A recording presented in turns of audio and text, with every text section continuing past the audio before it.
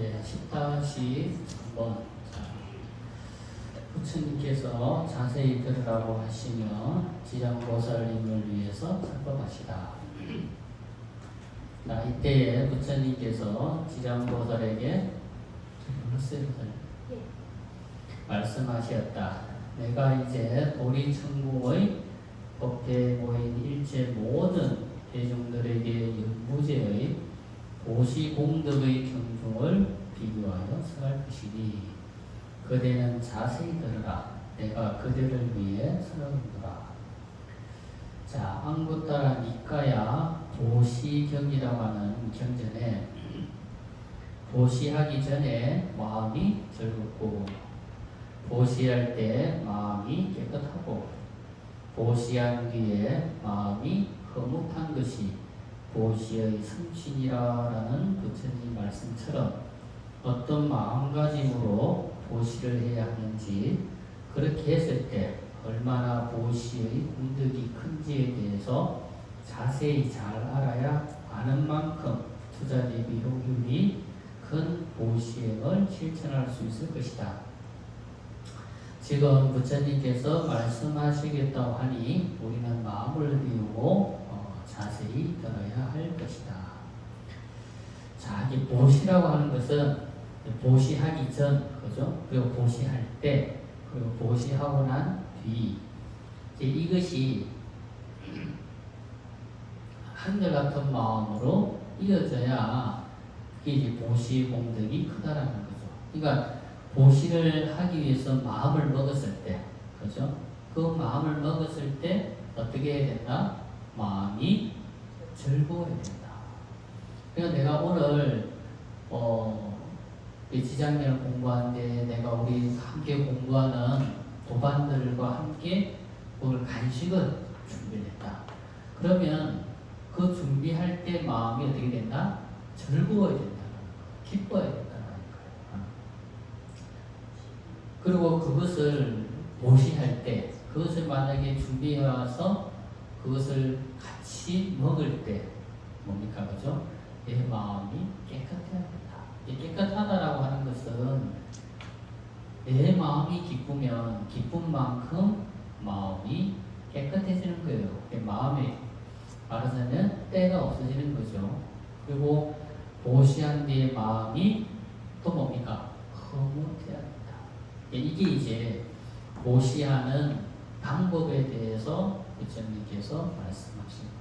그러니까 보시하기 전에 즐거웠어. 근데 저리 와서 보시를 했어. 근데 보시하고 난 다음에 마음이 흐뭇해야 되는데 흐뭇하지 않은 경우도 간혹 있을 수가 있죠. 나는 좋아서 했는데 어떤 사람이 아니 별것 아닌 것처럼, 그죠? 야기하는 사람 있잖아요, 그죠? 그런 사람들은 어떤 마음이에요? 그 사람은 시기와 질투가 그 사람 마음이기 때문에 상대방이 뭔가 기쁜 마음으로 보시하고 봉사한 것에 함께 기뻐하지 못하는 거지. 아니 그 별거 누구나 할 수 있는데 이런 식으로, 그죠? 정작 그런 사람들이 또 그런 사람들이 또 안 해요. 그래 말하는 사람들 정작 안 해. 보시도 안 하고 봉사도 안 하고 제대로 된 남을 위해서 자기가 봉사하거나 희생하는 거 안 해요. 안 하면서 뭐라 그래? 별거 아니고 이렇게 말하는 사람들이 있거든. 그러면 하기 전에 즐거웠고 와서 내 마음이 참 즐거웠는데 마지막에 어떻게 돼요? 흐뭇하지 않게 되죠. 근데 진정한 보시는 남이 어떤 소리를 하든 남이 시기로 하는 말이든 질투로 하는 말이든 그런 마음에 내 마음이 어떻게 된다? 개의치 않아야 되는 거예요. 왜? 내가 그런 말을 듣고 내가 기뻐하고 불편한 보시면 진정한 내 마음의 보시의 마음가짐이 이루어지지 않았다라는 거죠. 그건 뭐예요? 남한테 잘 보이려고 하는 보시, 남한테 보이기 위한 보시를 하는 사람은 그런 말을 들으면 아이고 잘한다 이런 말 들으면 기쁠 수가 있지만 뭔가 남한테 보여주기 위해서 보시를 하고 봉사하는 사람은 남이 나한테 시기로 하는 말, 질투로 하는 말을 뭡니까? 그거를 이 사람이 시기로 하는 말이다.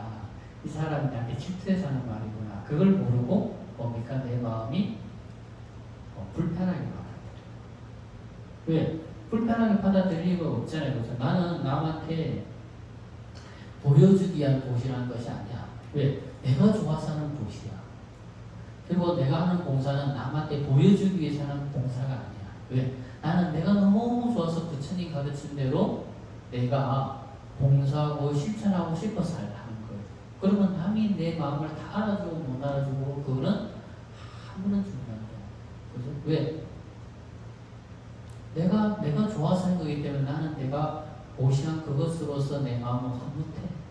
남이 나한테 시기로 사는 말, 그것을 내 마음에 할 필요 없어요. 귀담아 들을 필요 없어요. 그 사람이 시기로서 나한테 하는 말, 귀담아 들을 필요 없어요. 그 사람이 그 말 한다고 해서 내가 한 보시 공덕이 사라지거나 없어지거나 하는 것이 아니잖아요. 그래서 보시하는 사람은 여기서 말하는 보시를 하기 전에 준비를 하기 위해서 마음 먹었을 때 내 마음은 즐겁고, 또 보시할 때 내 마음이 너무 기쁘고, 또 보시하고 난 게 너무 흐뭇하고 행복한 보시. 그렇게 합니다. 그래서 우리는 중생들이 하는 말은 다 믿을 수가 없어. 중생들은 어떨 때는 좋아서 하는 말이 다르고, 어떨 때는 시기로 사는 말이 다르고, 어떨 때는 질투로 사는 말이 달라. 그렇기 때문에 내가 이 사람이 시기 질투로 사는 말인지, 그죠? 이 사람이 어떤 마음을 하는지를 알면은 그거에 대해서 내가 부안해동할 필요가 없거든. 그래서 명자가 그런 말을 했다 그래요. 말이라고 다 말이라고, 글이라고 다 믿고 믿으면 글이 필요 없고, 말이라고 다 믿으면 말이 필요가 없다. 글도 그 말이 맞는지 안 맞는지 꼼꼼히 따져봐야 되고, 말도 이 사람이 나한테 시기로 사는 말인지 질투해서 하는 말인지, 나한테 정말 좋아서 하는 말인지 비꼬아서 하는 말인지, 그죠? 알고 그 부합해동하지 않으면 늘 이야기하잖아요. 그죠? 웅든 탑은 절대 무너지지 않는다. 내가 그 시기로 사는 말에 부합해동하고, 질투하는 말에 부합해동하고, 그죠? 감정상하고 기뻐하고 짜증내면 그게 내 공덕을 무너뜨리는 거지, 남이 나한테 시기하는 말, 질투하는 말, 그 말에 의해서 내 공덕이 무너지거나 손상되는 경우는 없다. 자, 10-4번 절거이 듣고자 하나이다. 지장보살이 부처님께 사리었다. 그것이 의심되오니 절거이 듣고자 하옵니다. 그러니까 지장보살입니다. 많은 보살들이 부처님께 질문하고 부처님께서 말씀해 주시기를 청하면서 늘 그 말 끝에 하는 말이 뭡니까? 절거이 듣고자 합니다. 부처님께 내주시는 말 의심하지 않고 즐겁게 듣겠습니다. 그러니까 부처님께서 무슨 말씀을 하시든 그 말씀에 의심하지 않고 정말 부처님 말씀을 정말 즐겁게 듣겠습니다. 그러니까 의심하지 않고 즐겁게 들어야 뭡니까? 그 부처님 말씀이 진실로 내 마음에 담길 수가 있는 거예요. 자, 지장보살님처럼 우리도 모르고 궁금한 것이 있을 때 좋은 선지식을 만나면 궁금한 것을 질문해서 마음속의 의문을 해소해야 한다. 부처님께서는 지장보살님께서 정말 궁금해서 질문하셨다고 생각하시지는 않을 것이다.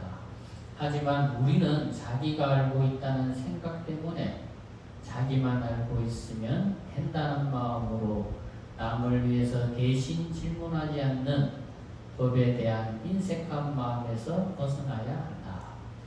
보시에게는 제시, 법시, 부의시가 있는데 법시란 꼭 경전을 복부시하거나 다른 사람에게 부처님의 법을 들려주거나 하는 것만이 법보시가 아니다. 나는 알고 있지만 혹 모르는 사람을 위해서 내가 대신 질문해야겠다라는 생각으로 질문할 때 이것을 우리는 진정한 굿굿이라고 할 수 있을 것이다. 그러니까 나는 알아. 근데 이것을 다른 사람들이 꼭 같이 알았으면 해서 질문을 하는데 나도 모르는 것처럼 해야 되는 거예요. 나는 아는데 이 사람들이 몰라서 제가 질문합니다. 이러면 안 되는 거예요. 그죠? 그거는 교만이고 오만이고 다른 사람을 무시하는 거죠. 그죠? 그렇게 하는 질문은 진정한 굿굿이 아니고 나는 알지만 옆에 보니까 도반이 몰라. 근데 내가 설명해 주는 것보다 어떤 이런 자리에서 스님한테 질문해서 스님이 이렇게 설명해 주셔서 알게 되면 나도 한 번 아는 거를 한 번 더 알게 되니까 좋고 내 도반이 모르는 것을 그렇게 해서 또 알게 되면 참 좋겠다 해서 이렇게 질문하는 거. 그런 것도 훌륭한 굿굿이다. 자, 10-5번. 지금 보시행의 공덕을 설하시는데 먼저 왕이나 대신으로 제하의 빈천한 사람들에게 보시하는 경우이다. 자, 부처님께서 지장보살에게 말씀하셨다. 남녀부지에 있는 모든 후왕제상 대신 대장자, 대찰리, 대바라문들이 만약에 가장 빈궁한 자나 고추, 버무리, 기머거리, 장민같이 온갖 상해를 지닌 사람들을 만났을 적에 자, 여기서 말하는 국왕이나 재상이나 대신 이런 사람들 다 뭡니까? 세상에서 명예를 가지고 권력을 가지고 뭔가 큰 부를 가지고 이런 사람들이에요. 그죠? 이런 사람들이 정말 세상에서 가장 힘든 사람, 가장 어려운 사람, 가장 힘든 사람들을 만났을 때 어떤 마음으로 해야 되는지에 대해서 부처님께서 설명하시는 거예요. 그죠? 세상에서 보면 여기서 말하는 사람들, 우리가 말하는 세상에서 가장 약자잖아요. 사회적인 약자잖아요. 사회적인 약자이면서 가장 힘든 사람이고 가장 가난하고 어렵고 참 괴로운 위치에 있는 사람들이에요. 이런 사람들을 이렇게 힘 있고 권력 있고 돈 있고 명예 있는 이런 사람들을 어떻게 대해야 되는지를 부처님께서 말씀하고 계신 거예요. 자, 10-6번 자비심으로 공덕을 짓는 것을 밝히시다. 이 대부왕 등이 보시하고자 할 때 만약에 큰 자비심을 갖추고서 그러니까 이런 사람들한테 기본적으로 어떤 마음을 갖춰야 된다? 큰 자비심을 갖춰야 된다. 그리고 뭔가 하심하는 마음으로 웃음을 머금고 그죠? 웃음을 머금고 손수두루 보시하거나 혹은 사람을 시켜 베풀며 부드러운 말로 위로한다면 이 구강등이 얻게 되는 공리는 복의 이치죠. 복의 이익은 마치 일백 항아사와 같이 많은 부처님께 보시한 공덕으로 얻어지는 이익과 같을 것이다. 왜냐하면 이런 권력과 돈과 명예와 높은 사람들은 그런 사람들 마음에 항상 뭐가 있다? 교만한 마음. 그리고 이런 사람들은 그런 권력과 돈과 명예가 높은 생활을 오래 하게 되면 교만한 마음과 뭔가 내가 우월하다라고 하는 생각과 그 생각 때문에 사람을 은근히 뭐한다? 깔무시하는 거죠. 그런 경향이 몸에 배이게 된다. 그러니까 그런 사람들이 이렇게 사회적인 약자를 대할 때 정말 그런 사람을 도와줄 때 그런 사람들을 위해서 법을 만들고 도와줄 때 어떻게 해야 된다? 항상 늘 자비심으로 대하고 내가 뭘 한다? 손수 그 사람들을 위해서 보시하거나 아니면 내가 못하면 다른 사람을 시켜서 보시하거나 할 때도 어떤 마음과 어떤 자세로 해야 되는지 부처님께서 설명한 것입니다. 자, 여기서 국왕등의 재력 그리고 명예, 지위, 권력을 가진 사람들은 기본적으로 교만하다. 교만한 사람들의 특징은 몸과 마음이 부드럽지 못하고 뭔가 부자연스럽고 대체로 몸과 마음이 경직되어 있다.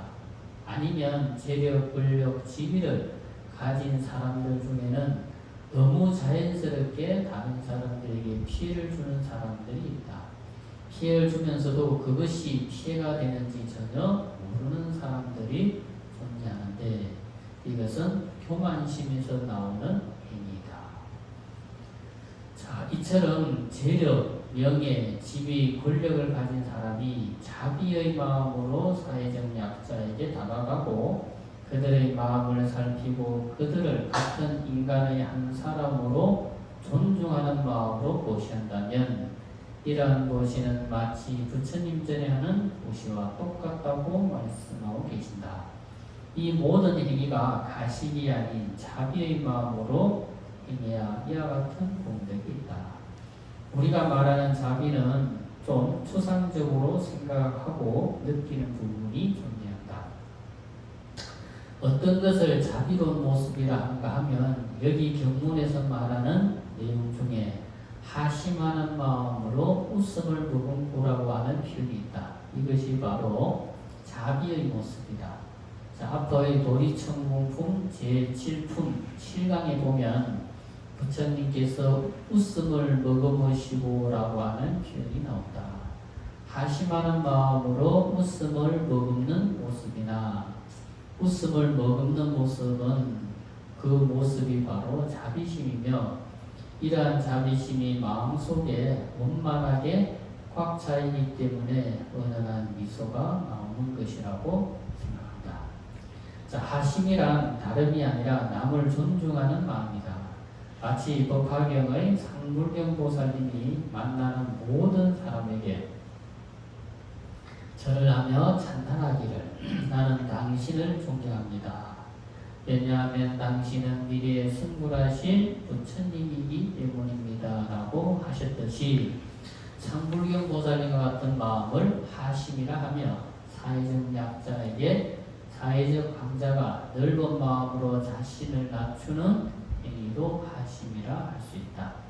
이 하심이 바탕이 되어서 중생을 사랑하는 마음, 연민하는 마음으로 중생을 바라볼 때 우리의 얼굴에는 미소가 넘칠 것이다. 이 모습이 바로 나는 자비심이라고 말하고 싶다. 그래서 자비심이라고 하는 것은 늘 상대방을 존중하고 배려하는 그런 하심에서부터 비롯되고 이제 시작이 된다. 그러니까 이 하심은 그 자비심과 또 뭡니까? 인욕이라고 하는 마음까지 다 포함해서 이렇게 하심이다 이렇게 이야기합니다. 그러니까 하심을 하게 되면 마음이 부드러워져요. 마음이 부드러워져요. 그러니까 하심을 하지 않고 교만한 마음을 가지면 마음이 뭔가 딱딱해져요. 경직된다는 거죠. 그러니까 교만한 마음은 마음이 경직이 되고 하심하는 마음은 마음이 부드러워져요. 그거를 우리는 뭐라고 한다? 자비심이라고 하고 그것을 인욕이라고 한다. 10-7번 바로 지금 해석하시다. 자, 왜냐하면 저렇게 높고 귀한 자리에 있는 후왕들이 가장 가난하고 힘없는 사람들과 온갖 장애를 지닌 사람들에게 큰 자비심을 내었기 때문이다. 따라서 그 많은 복에 이와 같은 과보가 있어서 백천생 동안 언제나 칠보가 거듭할 것인데 하물며 의복과 음식 같은 일용품이겠느냐. 자, 자신보다 못한 사람을 존중하기 어렵고 자신보다 재물, 지위, 명예, 권력이 없는 사람을 존중하고 자비의 마음으로 다가가기 어려운 게 지금이나 부처님 당시나 별반 차이가 없다고 생각한다. 사회적 약자나 장애자들은 우리가 보호하고 지켜주어야 할 대상이고 약자라고 해서 그들을 무시하거나 해서는 안 된다. 이처럼 사회적 약자나 장애를 안고 있는 사람들을 다른 말로 비전이라 한다. 슬플비 맞전자. 그러니까 이제 우리가 부처님을 복전 그러잖아요. 그죠? 복전. 그러니까 부처님에게 하는 보시, 지계, 인욕. 그러니까 부처님께 하는 모든 것은 다 뭐가 된다? 복이 된다고 해서 복전 이런 거예요. 그럼 이런 사람들은 비전이다. 이렇게 뭔가 이런 사람들에게 늘 연민의 마음과 가여운 마음, 그죠? 안타까운 마음, 이런 마음을 가지고 이런 사람들을 배려하고 하면 뭐가 된다? 그게 복이 된다는 거예요. 복이 된다. 자, 비전이라는 말은 사회적 약자나 장애를 안고 있는 이런 사람들을 자비의 마음으로, 연민의 마음으로 그들의 어려움에서 구원해주는 보살행을 닦게 되면 한량없는 공덕이 얻어지기 때문에 비전이라 하는 것이다. 하지만 이 비전은 자비심으로 보살의 마음으로 보시를 하거나 그들의 어려움을 해결해 주어야 공덕이 되는 것이지, 보여주기식이라든가 자신의 우월감을 과시하기 위해서라든가 하는 행위로는 이러한 큰 공덕을 얻을 수 없음을 명심해야 한다. 자, 그래서 오늘 하나 배운 게 뭐다? 비전, 그죠? 비전. 10-8번. 자, 탑사와 여러 성상에 보시하다. 다시 또 지장보살이여, 만약 미래세의 모든 국왕이나 바라문들이 부처님의 탑사나 혹은 부처님의 성상이나 보살, 성문 벽지우의 성상을 마주했을 때 몸소 공양을 마련하여 공양 불러야 하느니라. 자, 사회적으로 명예, 지위, 권력, 재물을 가진 사람들이나 사회적인 약자라고 할 수 있는 사람들이나 모두가 불보살님의 형상이나 성인의 형상에 공양을 올리게 되었을 경우에 대해서 말씀하고 있다. 불보살님 전에 공양 올리는 것은 사회적 지위가 있는 사람만이 할 수 있는 행위가 아니며 사회적 약자라고 해서 할 수 없는 행위도 아니다. 부처님은 사회적인 약자나 강자나 모두 똑같이 보고 자부심과 깨달음의 지혜를 베푸셨다. 아무튼 불보살님 전에 공양을 보시하게 되면 복이 된다. 자, 우리가 보면 세상에서 4대 성인이라고 하는 분이 계시잖아요. 그죠? 세상에서는. 그래서 우리가 이제 세상에서 4대 성인이라고 하는 그런 분들에게는 우리가 불자가 부처님이 공경하고 예배하고 찬탄하고 존중하는 것은 다 가르치진, 다 배워서 알고, 다 보아서 알고, 다 들어서 아는 거잖아요. 그죠? 그런데 제일 문제는 뭡니까? 우리 이웃 정도에 예수님이라고 하는 분도 있고, 또 유교의 성인 공자님이라고 하는 분도 있고, 또 세상에 저 유럽에는 그죠? 소크라테스라고 하는 성인도 있는데, 그러니까 세상에서 성인이라고 하는 사람은 내가 그 사람의 가르침을 믿고 따르고 실천하지 않는다 하더라도 뭘 해야 된다? 존중의 예는 표해야 된다. 그러면 세상에서 성인이라고 하는 사람들에게 내가 존중의 예를 표하면 그것이 또 공덕이 있다는 거예요. 부처님에게만 하는 존중만 공덕이 있는 것이 아니라 세상에서 승인이라고 하는 사람들에게도 존중하는 마음을 가지고 예를 올리면 그것이 공덕이 있다. 이렇게 이야기합니다. 자, 10-9번. 과보를 붓게 해야 함을 드러내시다. 자, 그러면 이 후광등은 마땅히 3급 동안 제석천의 천주가 되어 1급도 엄청난 한량없는 시간인데, 그죠? 3급이라고 하는 동안 제석천의 천주가 되어서 아주 묘한 즐거움을 받으리라. 만약에 이 보시한 공리를 가지고서 법계에 해야 한다면 이 대구광등은 10급 동안에 항상 대범천왕이 되리라. 자, 이게 뭡니까? 정말 하심하는 마음, 배려하는 마음, 존중하는 마음으로 큰 권력을 가진 사람들이 이렇게 보시행을 보살행을 실천하면 3급 동안 제석천의 천주가 되는 복을 받게 되는데, 근데 만약에 이 사람이 이 공덕을 어떻게 한다? 법계에 해양하면 이 공덕이 10급 동안 뭐가 된다? 대범천왕이 되는 공덕으로서 돌려받는다.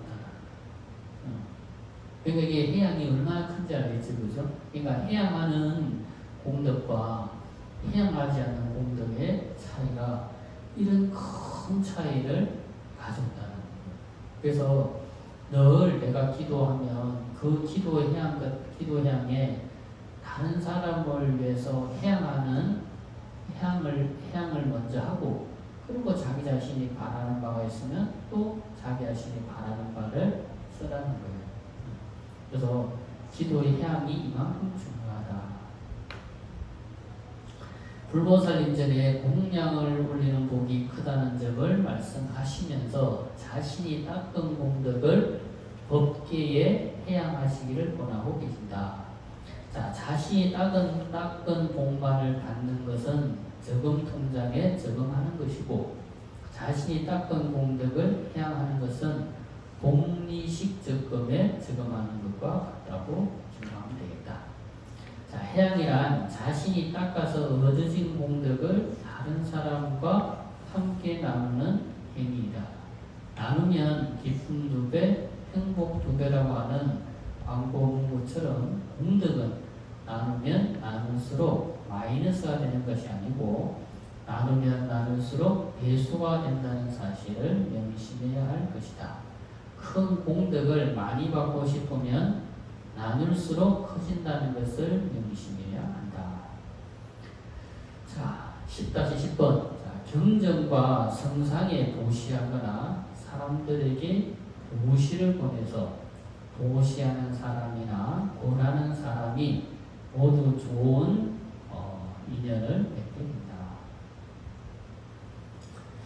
다시 또 지장보살이여, 만약 미래세의 모든 국왕이나 바라문들이 옛 부처님의 탑이나 경전이나 불상이 허물어지고 파손된 것을 보았을 때 보수하려는 마음을 내어서 이 국왕 등이 직접 재원을 마련하거나 혹은 다른 사람과 내지는 수많은 사람들에게 보시를 보내서 보시의 인연을 맺어 주어야 한다. 자, 여기에서는 화주에 대해서 말씀하고 계신다. 자, 우리 절에는 화주보살이라고 하는 사람들이 있었죠, 그죠? 요즘은 절에서 월급을 받고 법당을 지키면서 화주하는 그런 화주보살들이 있지만, 예전에는 화주이라면은 자발적인 신심으로 하주하는 분들이 계셨어요. 그죠? 그래서 화주성 이렇게 하면 스님이 가가 호호를 다니면서 탁발해서 불사를 하거나 탁발을 해서 이렇게 하는 것을 화주성 그랬잖아요. 그죠? 화주성. 그래서 요즘 화주성이 또 지나서 탁발성, 그죠? 화주성의 다른 말은 또 시간이 지나서 탁발성이 되었어요. 그 신라시대 때, 신라시대인가 고려시대인가, 저게 강원도의 금봉사라고 하는 절에서 스님들이 모여가지고 만일 결사를 했대요. 만일 동안. 만일이면 27년 한 27년 정도 된대요. 왜냐하면 천일기도가 2년 7개월 정도 되니까, 그죠? 만일이면 27년 정도 되죠. 27년 동안 스님들이 모여서 만일 기도를 했어요. 근데 이제 그 만일 기도에 스님들도 동참을 하고 또 제가자들도 동참을 해서 만일 동안 기도를 하는데, 그 중에 하주성이 계셨어요. 하주성이. 아까 말하는 탁발성이 가가호호를 다니면서 많은 스님과 제가자들이 기도하는데 그 기도가 원만하게 이루어질 수 있도록 하주하는 사람이 있어야 될 거 아니에요, 그죠? 많은 사람들이 기도하려면 먹고 하는 식량이 있어야 되잖아요, 그죠? 그래서 그 하주승이 가가호를 다니면서 탁발을 해서 그 많은 사람들이 기도하는데 어려움 없이 기도에 전념할 수 있도록 하주승이 다니면서 가가호 탁발을 해서 그 기도가 잘 원만하게 이루어질수록 이게 뒷바라지를 한 거예요. 뒷바라지를 했는데, 그래서 그 만일 기도 중에 제일 먼저 극락세계에 왕생한 사람이 누가 제일 먼저 왕생이느냐? 그 만일 기도를 하는 동안 법당에 한 번도 들어가 보지 않은 그 하주승이, 탁발승이 제일 먼저 등공했다는 거예요. 그러니까 거기 가면 군부단에 등공탑이라고 있다 그러잖아요, 그죠? 그때 53일이 몸을 생육신이 53일에 하늘 날아가다가 그게 그 등공탑인데서 육신을 버려버리고 그 순수한 정신만 극락세계에 왕생하는 이정이 나타나서 그 자리에 등공탑이라고 하는 탑을 세웠다고 그러잖아요, 그죠? 이제 탁발승이 이제 왕생하고 난 다음에 부디 좀 시간이 지나서 일어난 일인데, 어쨌든 간에 거기서 제일 먼저 왕생한 사람이 누구다? 법당에 한 번도 들어가지 않고 그 기도가 원만하게 이루어질 수 있도록 늘 가까워 다니면서 탁발했던, 뒷바라지했던 스님이 제일 먼저 극락세계에 왕생했다고 하는 기록이 있다라는 거예요. 그래서 우리가 다른 사람을 위해서 봉사하고 헌신하는 공덕이 꼭 법당에서 기도하는 공덕 못지않은 그만큼의 큰 공덕이 있다라는 거예요.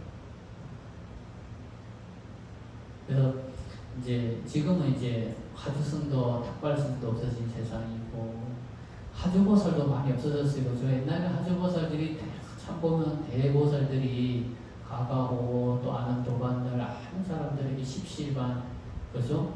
권선문을 가지고 다니면서 권선을 해서 그죠? 법당을 짓는데 권선을 하고 부처님 모시는데 권선을 하고 절에 필요한 걸 불사하는데 권선하는 그런 분들이 계시거든요.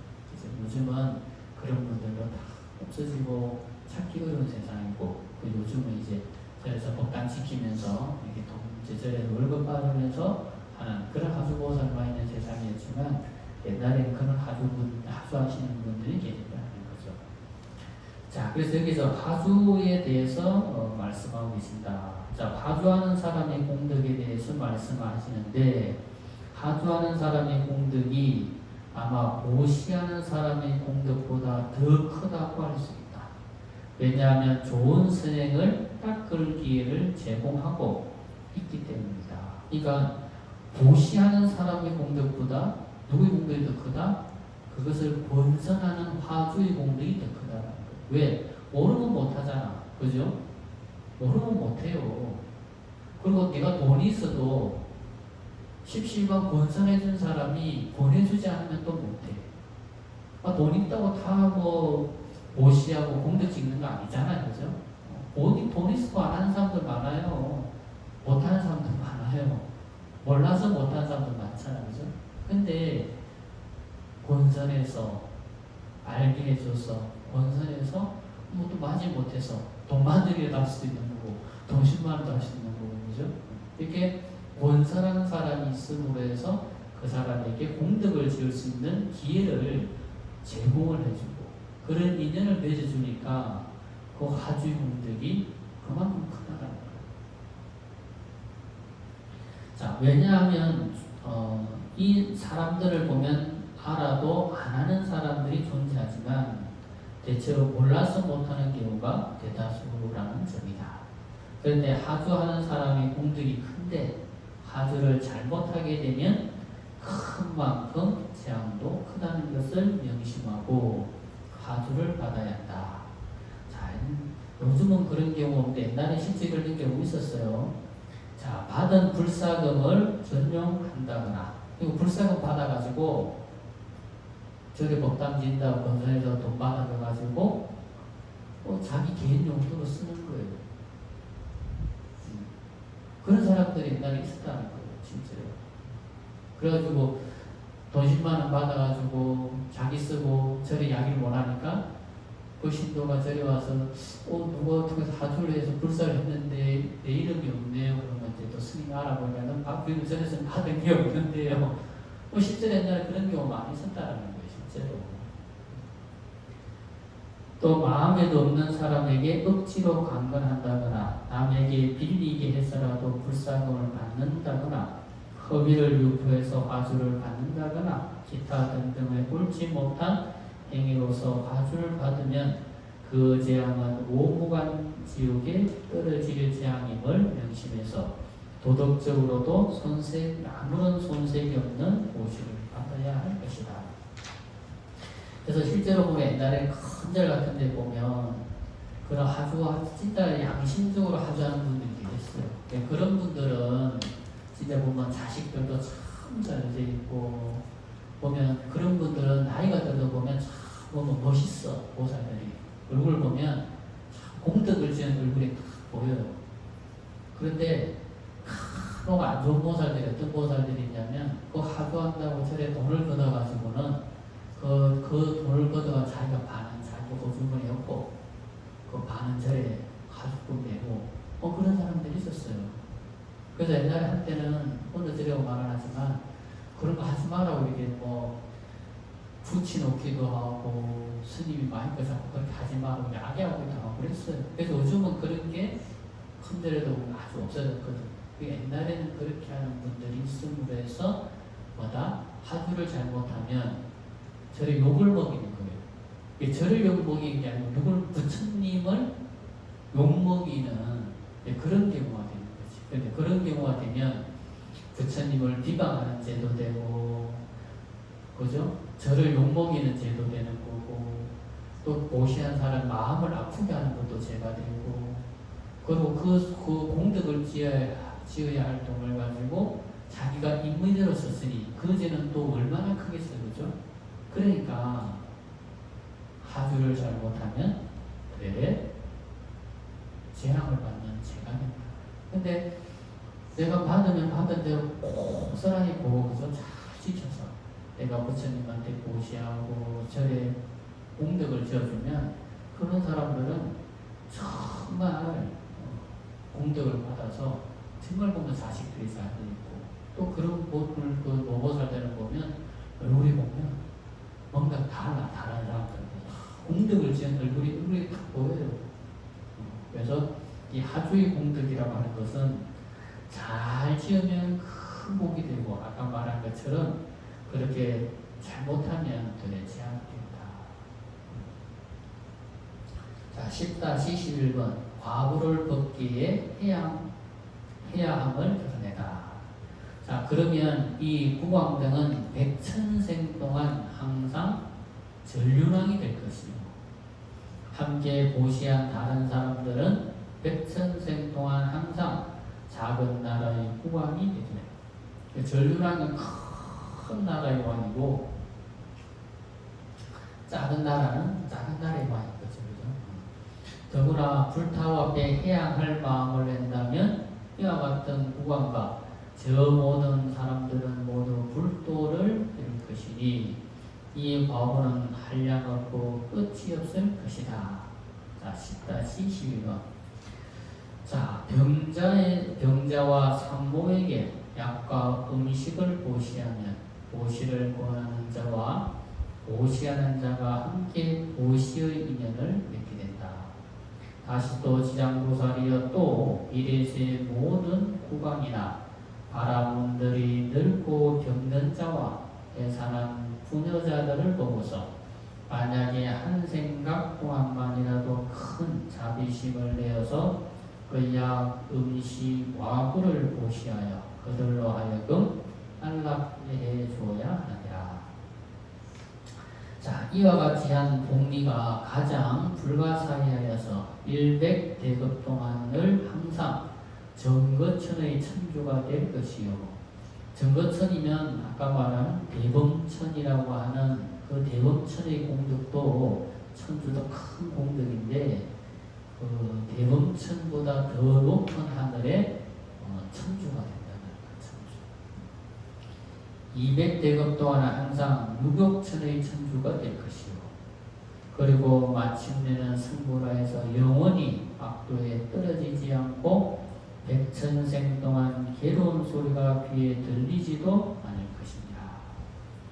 자, 앞서의 내용과 여기의 내용이 별로 다르지 않은데 조금 다른 것은 앞에서 사회적으로 가난한 사람들에게 일상생활에 필요한 일용품을 보시한 공덕에 대한 내용이었다고 한다면 지금 여기에서는 일상생활에 필요한 일용품을 보시하는 것에서 한 걸음 더 나아가서 사회적으로 가난하고 병들고 어려운 사람들에게 주거 환경을 개선해 주거나 주거 공간을 만들어서 보시하는 공덕에 대해서 설명하고 있다. 그리고 아이를 해산하는 부녀자를 도와주는 공덕이 다른 어떤 공덕보다 크다고 말씀하시고 계신다. 자, 사회적으로 약자라고 할 수 있는 미혼모나 미혼모가 늘어나고 있는 추세이다. 이런 미혼모를 사회가 나서서 도와주거나 아니면 재벌들이 이런 미혼모들이 사회생활을 하면서 아이를 마음 놓고 양육할 수 있는 환경을 만들어준다면 큰 공덕을 받을 것이다. 자, 1급이라고 하는 시간도 엄청난 시간이고 헤아릴 수 없는 시간의 단위인데 이런 공덕을 지으면 자그마치 100대급이라는 시간 동안 천주가 된다고 하니 사회적으로 힘든 사람을 도와준다는 것이 얼마나 큰 공덕이 되는지 모르면 못하겠지만 알고서도 하지 않는다면 이것만큼 큰 불행은 없을 것이라 생각합니다. 그래서 한 나라의 국왕이라고 하는 사람, 한 나라의 지도자라고 하는 사람은 정말 과거 전생에 진짜 크나큰 공덕이 없으면 한 나라의 지도자가 되고 옛날로 치면 한 나라의 국왕이죠, 그죠?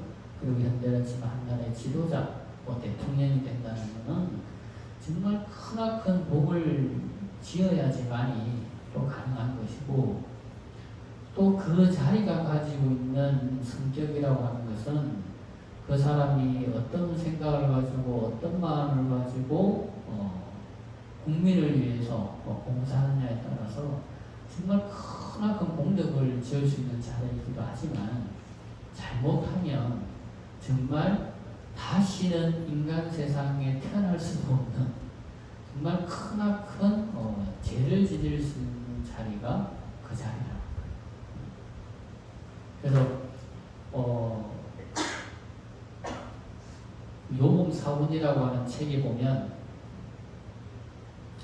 그 원효병이라고 하는 사람이 명나라 말기에 우리나라 임진왜란 때 이여송을 따라서 우리나라의 서장관으로 왔었대요.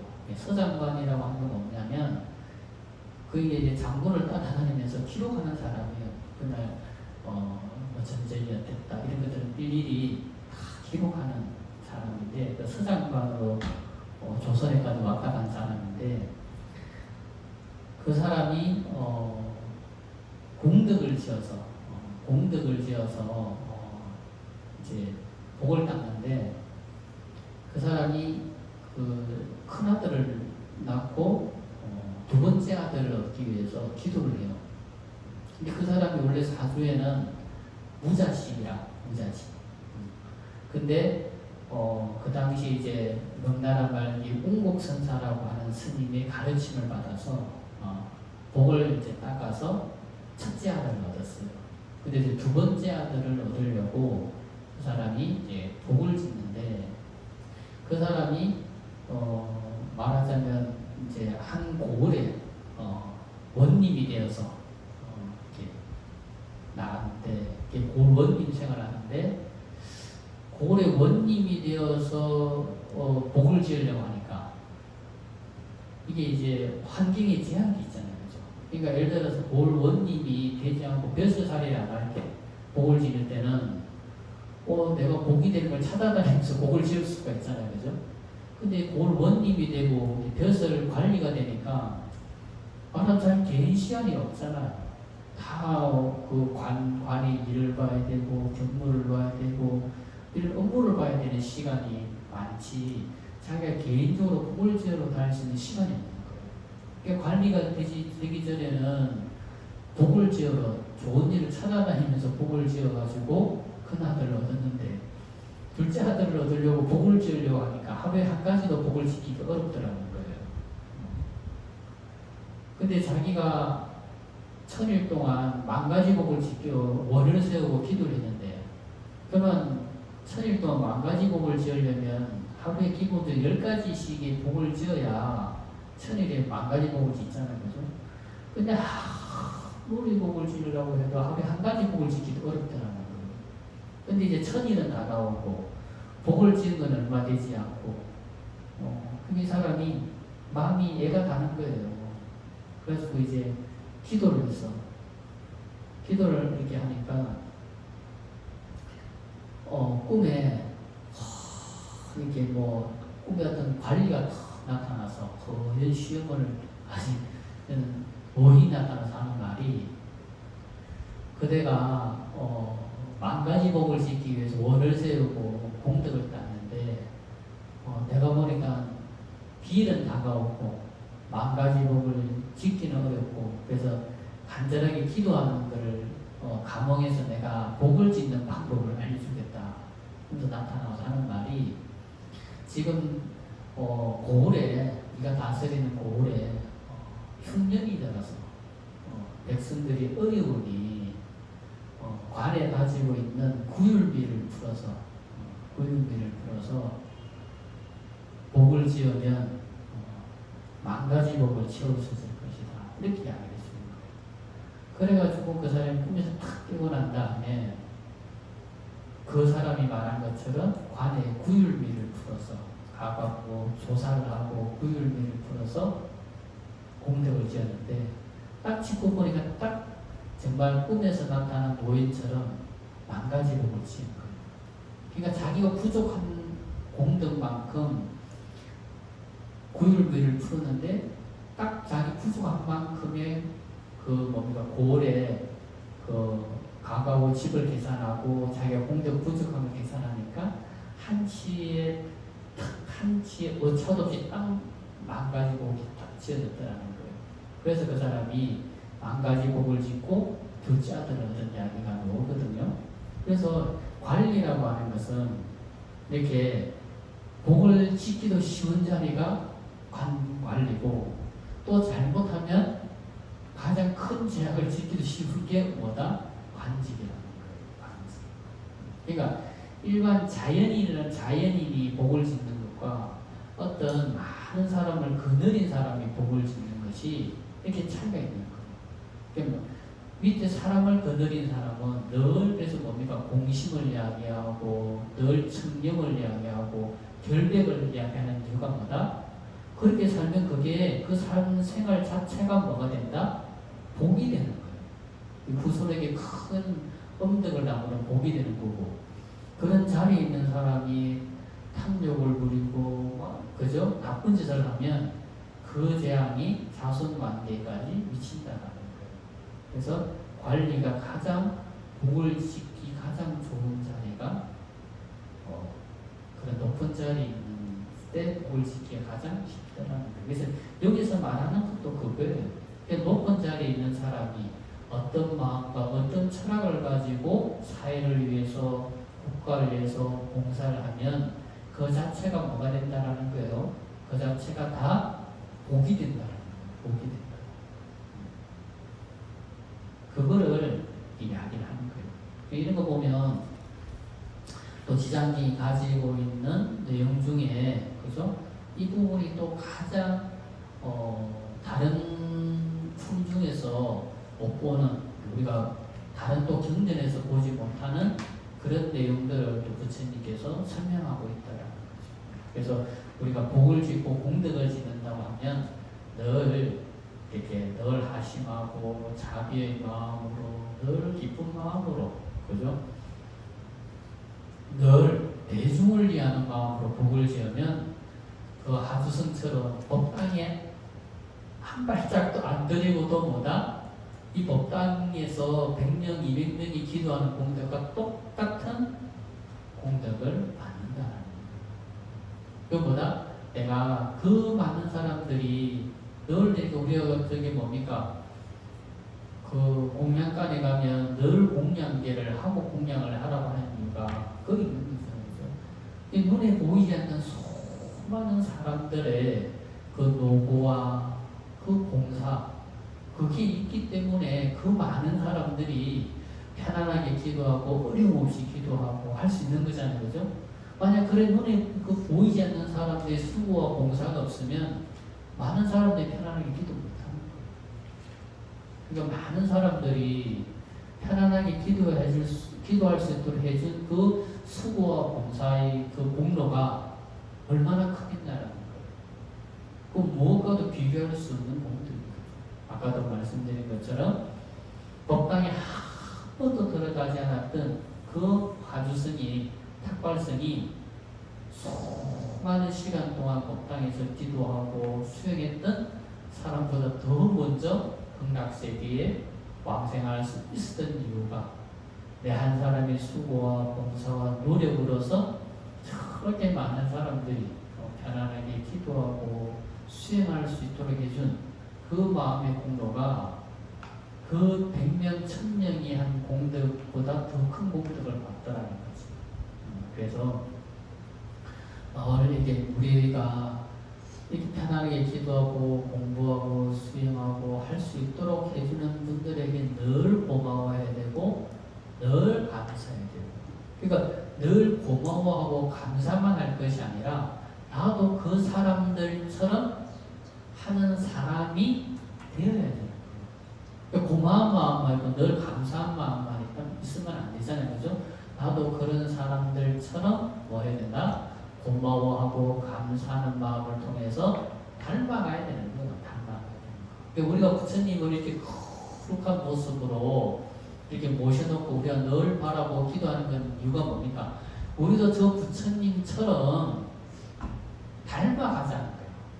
간세음보살님 같은 사람으로 우리도 닮아가고 좀 지장보살님 같은 분처럼 우리도 좀 닮아가고 눈에 보이지 않는 수고와 봉사하는 사람들에게 늘 고마워 감사하면서 그 사람들처럼 닮아가잖아요. 닮아가자.